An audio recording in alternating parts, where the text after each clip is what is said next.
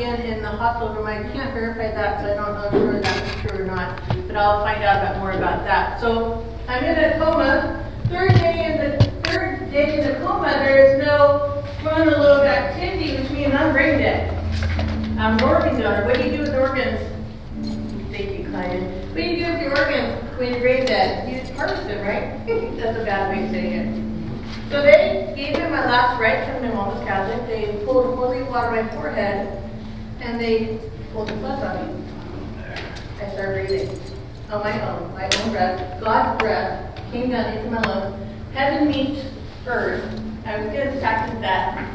Right? Heaven meets earth, made earth, and God breathed breath into my lungs and gave me a new chance. I was an evolutionist, as I said, and I was talking smack about God. And he said, no, I got something more for you to do. So blow this in front of everybody. So I was in a coma for 3 long weeks. In this coma, they were trying to put batteries in my mouth. They were trying to wake me up out of this coma. But technically, when you're off life support and you're in a coma, there's nothing more for them to do. They wake you. They have a place, now I found out in Cyprus off the port, there is a coma ward where people live out their life in comas. I was on my road living out my life in a coma. God had another chance for me to learn about Him. So, 3rd week in the coma, my mom is setting plans to go to Wyoming because there's a place in Wyoming that the coma ranch, it's called a coma ranch, was where I could be. It was more of a suitable because they didn't know what stopped my heart. Because they didn't know what stopped my heart. So they decided to ship me off to this coma ranch in Wyoming. My mom was going to quit her job. My dad's going to quit his job. My brother, who I adore, was telling me that he was going to go on with us to Wyoming. I turned my head. I am going to say a cuss word. When I told the people last time that I said a cuss word, they just went, oh, and threw me all off. So I'm going to say it to you real quick because I said it as part of my testimony. My brother's reading me a Newsweek story because, as I said, they're trying to pinch me and poke me and put bad taste in my mouth to wake me up out of this coma.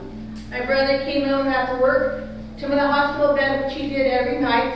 They took shifts every day. I had people there praying for me, which I did not deserve, but they prayed for me. They would be with me all the time. I turned my head to my brother and I said, shit. And she's like, she's talking. So she went out and started telling everybody, she said shit, right?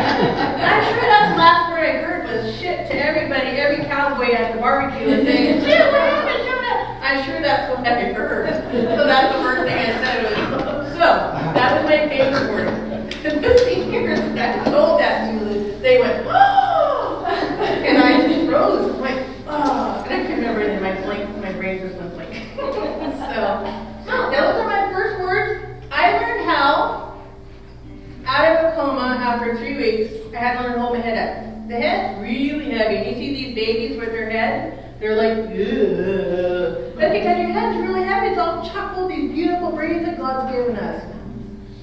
I learned how to sit up in the first hospital with at Delta. I learned how to sit up and hold my head up at the first hospital. Then I was shipped off to Cyprus rehab, where I learned how to stand up and walk. Walking was the sweetest thing I could ever do because at the time there was no frontal activity, and I had to learn how to do everything over again, as many people do by God's grace.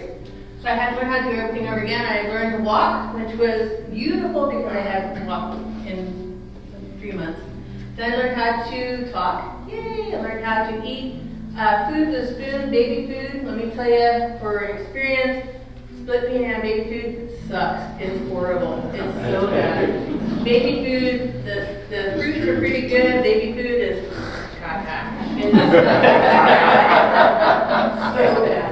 Then I had baby food, then I had to learn how to eat with a knife, fork, and spoon. We were walking up. I go back to all the time. You never realize how many people you impact. I had my hospital room filled with people all the time. I had flowers and cards and gifts. My room was always covered with people. I was a probation officer at the time, and my guys would come in, and and they would come in and go, and they would talk with me and tell me what I did. I would try to go back to work, which was kind of silly. Let me jump back in that beginning. So I kind of walk back again. My lady at the rehab hospital, after 3 months of inpatient therapy, 3 months of outpatient therapy, I'm ready to go back to work, right? Because I'm a probation officer, I'm going to be a SWAT officer, and everybody had told me what I used to do. I thought that's really cool. I can do that again. I could, not realizing the brain damage that I had, right? Just stubborn like I am. So I said, I'm going to go back to work. Mom was like, honey, let's see what the psychologist says, right? So I said, okay. So I went to the psychologist, Bethany John had this great report coming up, right? And she says to me, well, you've done really good in this area, and you've done really good in this area, but if you're at the IQ level, you're still at a 52. I'm like, oh, what's a 52? She says, oh, that's at the moron level. I'm like, moron? I was dead for 20 minutes. Being a moron was pretty good. By the time I was like, what? I'm a moron? Right? So I was like, I checked off her. So I cried for several days. Like, I'm a moron. Right?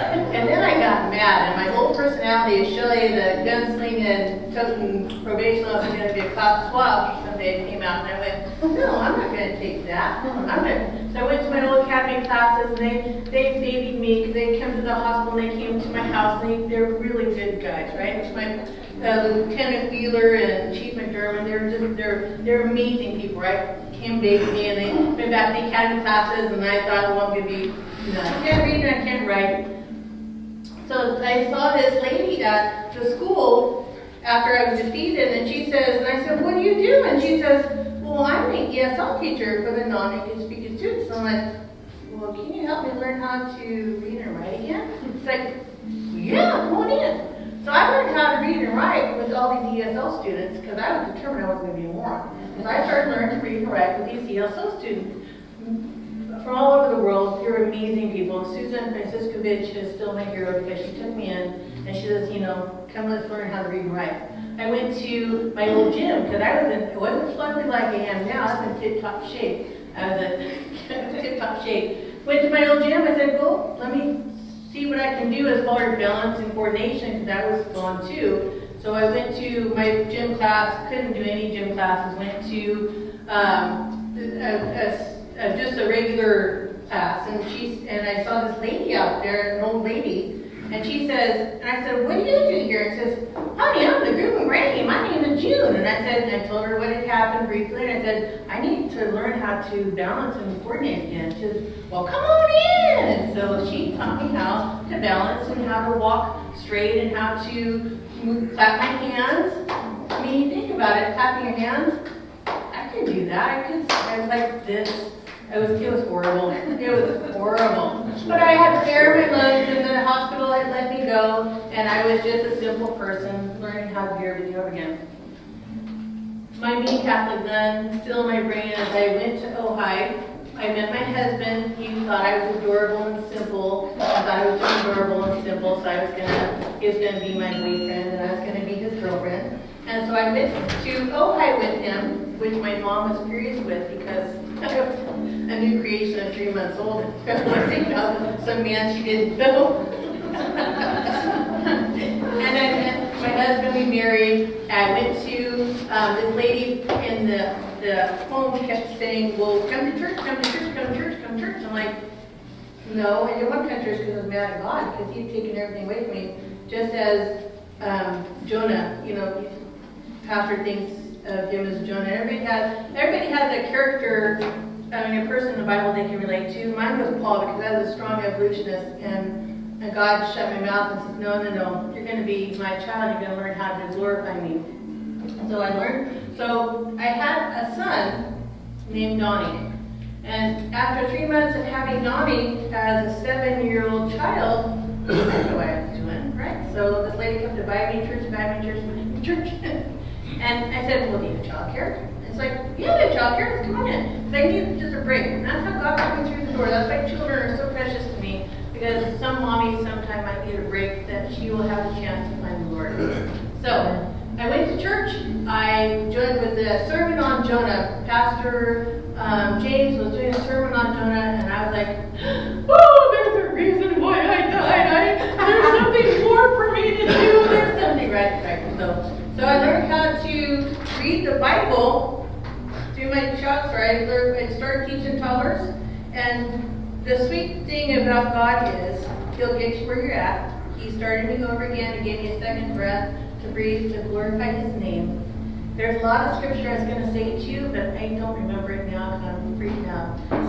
But the Bible stories are really important to me because I learned to read the Bible. This was my Bible. When I first became to the Lord and I got baptized in 2000, this is the only book I could read because my reading skills and my writing skills were very poor. My reading skills were this level right here. At 31 years old, this is my 32 years old, this is my Bible. So it took me reading Jonah and the whale and everything to learn that He's teaching me His word through the Bible stories. The Bible stories are in the Bible. I didn't know that. And when I was doing David and Goliath, I was like, oh, I've never seen David in the Bible. So anyway, so He taught me His word through Bible stories. So they call me the walking talk miracle. I'm humbled and honored to tell you that I am a walking talk miracle. God still does miracles. And I'm just remembering many because every time I tell my miracle story, there's someone even greater, bigger, and everybody has a miracle story in their life, and I'm just one of them. I thought for a long time I was like special. I'm not. God does this all the time, every day. So I want to tell you my miracle story. My brother is passionate. He still cries when we're talking about it. He told me that he had on the third try of the paddles when he was scared, not knowing what's going on. He said, I didn't know what to say, and I just said amen, and that's when the heart started. So he calls it like his amen miracle. So that's it. Coming back from the dead is hard work. It takes a lot of hard work to come back from the dead, but I'm walking in a miracle. Yes. I see a light. You gotta rerun that when we get to the second half, because we missed part of it. You did. Oh, well, my thing is that there is funny stories about coming back from the dead. If I hear those, another sermon, I guess. So anyway, so yes. Yeah. So anyway, so that's my miracle story, and thank you so much for allowing me to share it. Thank you.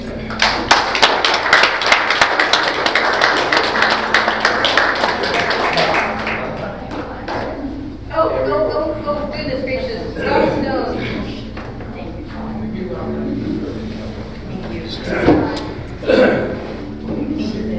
God bless you.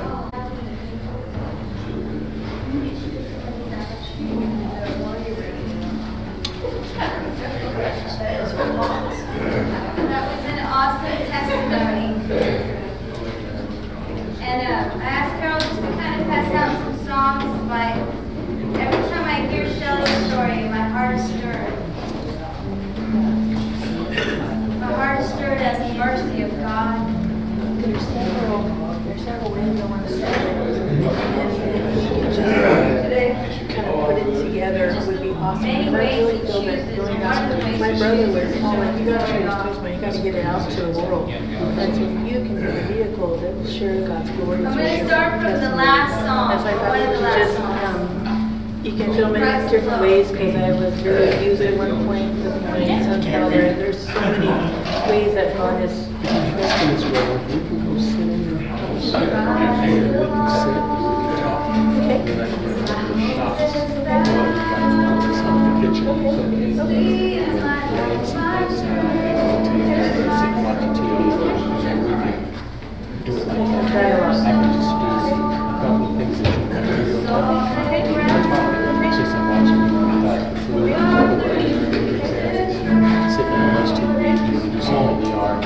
Then we can go to the testimony. So we can So much in Jesus. Amen. When fears are still, when stirring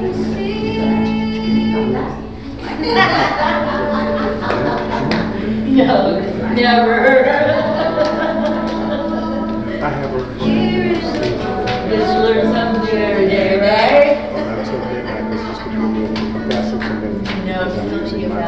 because he can't. Still, they're like, Two. they Ride so I'll long. tell you Yeah. about it fast. Still, You know what I'm saying? Yeah. Thank you. I like that one statement. Being marooned is better than being dead.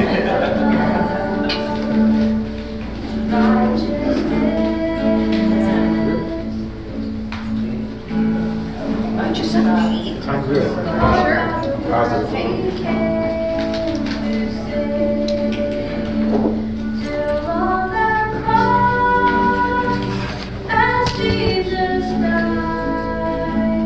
The wrath of God was satisfied for every sin on him was laid. Here in the death of Christ I live. There in the ground his body lay, light of the world by darkness shade. Then bursting forth, glorious day, up from the grave he rose again.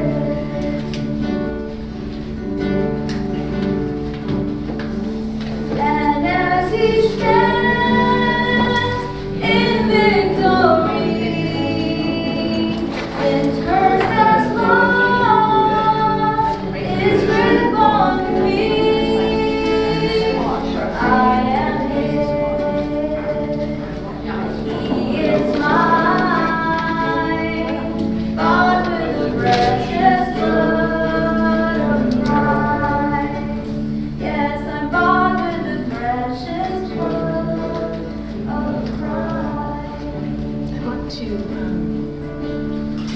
how do I get it to Guilt and life, places that we can get it for, no fear like in movies, like,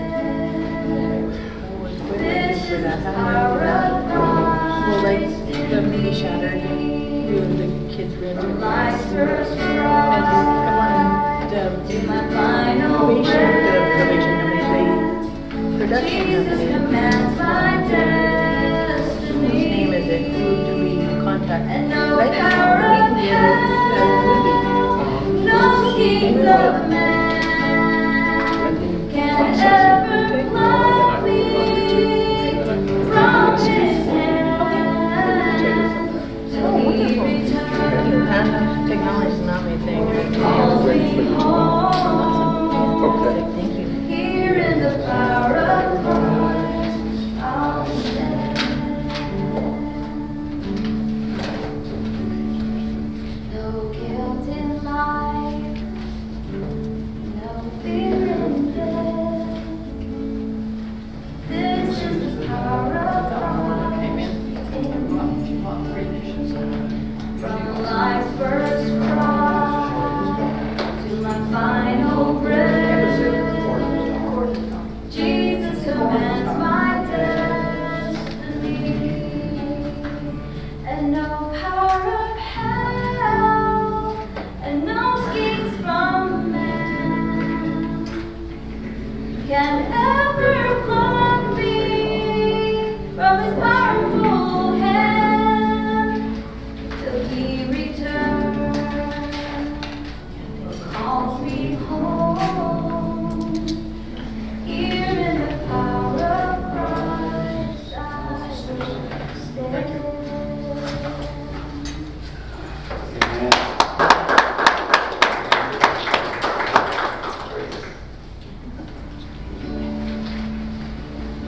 Nothing in this world, even circumstances out of our hands, can stop the heart of God, the will of God, what's happening in this life.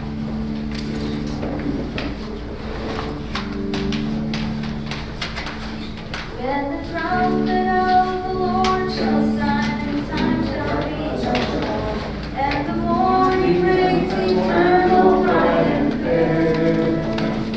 When the Savior of the Lord